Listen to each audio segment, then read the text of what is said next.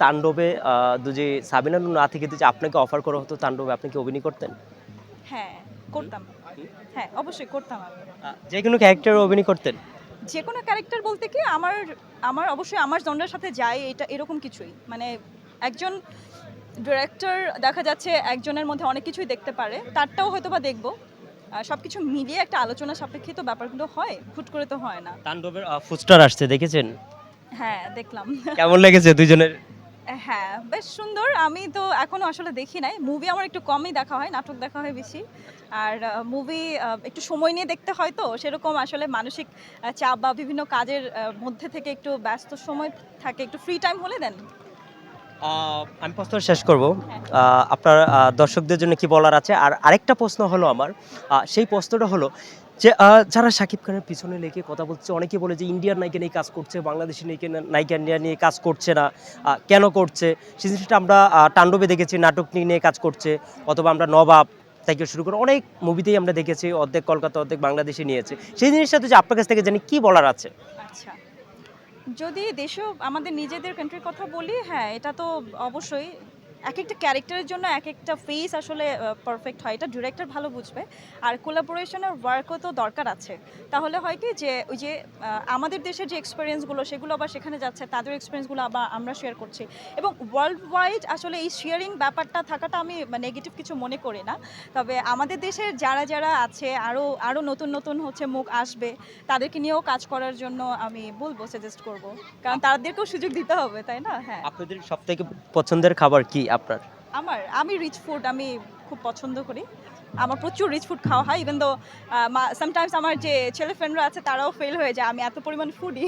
আচ্ছা, অলওয়েজ কি বাইরের খাবার খাওয়া হয়? না, না, না। আমি একটু অর্গানিক খাবার খাই এবং সেই সাথে রিচ ফুডও খাই। ২ টা ব্যালেন্স হয়ে যায় আরকি একের সাথে। ঈদ বাংলাদেশে করতে ভালো লাগে না দেশের বাইরে করতে ঈদ ভালো লাগে, কোনটা? না, দেশের বাইরের ব্যাপারে আমার কোনো ফ্যাসিনেশন নাই। আমার দেশ, গ্রাম এটাই ভালো লাগে। আপনাকে যদি বলা হয় যে আপনাকে ৫ কোটি টাকা দেওয়া হলো, আপনার বাংলাদেশ থেকে চলে যান, আপনি বাংলাদেশে থাকবেন না, তখন সেই ক্ষেত্রে আপনি কি করবেন? কোনটা বেছে নেবেন? বেটার। আর আমি আসলে কান্ট্রি অর হচ্ছে একটা যেকোনো এরিয়া নিয়ে আসলে মানুষকে বিচার করি না। মানুষের ভেতরটা আগে জাজ করব তারপর। আপনাকে যদি বলা হয় শাকিব খানের একটা ভালো দিক, একটা খারাপ দিক, আপনার দর্শক হিসাবে একটা ভালো দিক, একটা খারাপ দিক। আচ্ছা। ভালো দিক হচ্ছে সে এত বছর ধরে ইন্ডাস্ট্রিতে আছে, এখনও সেটাকে খুব কনফিডেন্টলি ধরে আছে এবং নিজেকে ভেঙেছে। অ্যাজ অ্যান আর্টিস্ট আমার মনে হয় নিজেকে ভাঙা খুব জরুরি। না হয় কিন্তু সে আরও অনেক একদম ভ্যারাইটিস ক্যারেক্টার প্লে করতে পারবে না। সেটা সে করেছে। আর যদি খারাপ দিক বলি, তার পার্সোনাল লাইফটা যদি সে আরেকটু স্ট্রং থাকতো তাহলে বোধহয় ওভারঅল তার পার্সোনালিটিটা আরও বেশি ডেভেলপ করতো। আমরা সবাই অ্যাপ্রিশিয়েট করতে পারতাম তাকে। মানে নেগেটিভ পাবলিসিটিটা হতো না আরকি। আপনাকে কিছু অফার করতে হতো যে যদি আমাকে ৫ কোটি টাকা দেওয়া হয় সেক্ষেত্রে আমি কি করব? দেশের বাইরে চলে যাব, ভেগে আপনি যাব? কি বাংলাদেশে থাকবেন নাকি দেশের বাইরে চলে যাবেন? হ্যাঁ, বাইরে কোনটা? যাবো। আপনার অপশন ২ টা। আপনার ৫ কোটি দিয়েছে যে আপনার বাংলাদেশ ছেড়ে চলে যান। তখন আপনি কি বাংলাদেশকে ভালোবেসে বাংলাদেশেই থাকবেন নাকি দেশের বাইরে চলে আমি যাবেন? জানি যে আসলে আ জীবনের এই পর্যায় পর্যন্ত অনেক সুযোগ আসলে বিশেষ করে মেয়েদের অনেক আসে। কিন্তু আমি কখনোই ওই জায়গাটাতে আসলে ফ্যাসিনেটেড না শুরু থেকেই। মানে আমার মনে হয় যে আমার কাছের মানুষটা থাকতে হবে। আর দেশের প্রতি ভালোবাসা একটা ছোটবেলা থেকে কাজ করে। আমার মনে হয় দায়-দায়িত্বের জায়গাটাও আমার ভীষণ বড়। কারণ আমি ফ্যামিলির অনেক ছোটবেলা থেকে আমার ফ্যামিলির রেসপন্সিবিলিটি আমি নিয়েছি। তো দেশের প্রতিও তো দায়-দায়িত্ব আছে। সেটা হয়তোবা আমি দেশের বাইরে গেলেও করব, বাট দেশে থেকে করার একটা অন্য ব্যাপার আছে। আপনাকে ১০ কোটি টাকা দেওয়া হলো, ১০ মিনিটের ভিতরে খরচ করতে হবে। কোন জায়গায় খরচ করবেন?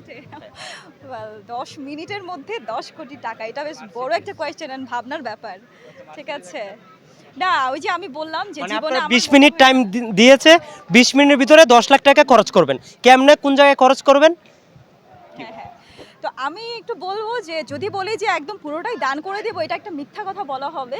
ডেফিনিটলি আমার নিজের জন্য তো আমি রাখবই। এটা একদম মানে অনেস্টলি যদি বলি। তবে আমার মানুষের জন্য করতে ভালো লাগে। যেমন আমি যতটুকু আর্ন করি, আমার নিজের পরেও যারা আমি আশেপাশে যাদেরকে দেখি তাদের জন্য আমি ভাবি বা তাদের জন্য করার চেষ্টা করি, তাদেরকে হ্যাপি দেখতে ভালো লাগে। সেটা তো আমি ডেফিনিটলি করব। আমাদের দেশে যে জায়গাগুলো আরেকটু উন্নত করা দরকার হয়তো ওইটা আমি ইনক্লুড করব আরকি সেখানে। অর্ধেক গেছে, আর অর্ধেক কি করবেন? ওই যে অর্ধেক চলে যায়নি। নিজের আছে, নিজের ফ্যামিলি আছে, ফ্রেন্ডস আছে, রিলেটিভসরা আছে, তারপর দেশ আছে, আরও যারা 20 মিনিটের ভিতরে কি হ্যাঁ, সবকিছু দিয়ে দিতে সুবিধা পারবেন? বঞ্চিত যারা আছে। হ্যাঁ, এটা পসিবল না। ওই যে বললাম যে সময় সাপেক্ষ ব্যাপার। আচ্ছা, বলেন, আপনার সমস্যা নেই। হ্যাঁ। ওকে, আপনার দর্শকদের জন্য কি বলার আছে?